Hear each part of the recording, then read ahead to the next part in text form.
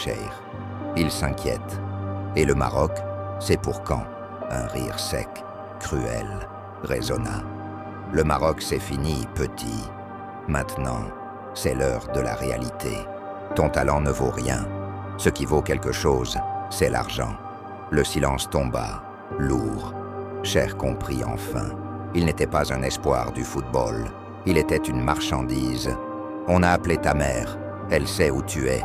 On lui a donné 24 heures pour réunir une somme.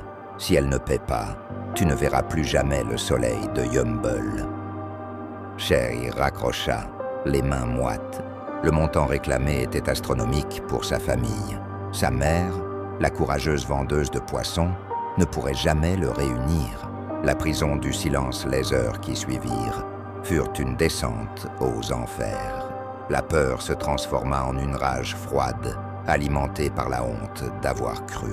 Cher, le gardien qui protégeait sa surface, était maintenant prisonnier de sa propre candeur. Il revoyait les visages de ses coéquipiers de l'académie, la fierté dans les yeux de son père. Il revoyait le terrain vague où il s'était promis de réussir. Dans la nuit, les ravisseurs revinrent. Il n'y avait plus de politesse, juste la violence et la faim de l'argent. Il n'avait pas obtenu la rançon. La famille avait crié son impuissance. Dommage, siffla l'un d'eux en wolof. Le fait qu'il parle sa langue maternelle ajouta à l'horreur. Ces hommes étaient des leurs, des complices de la misère.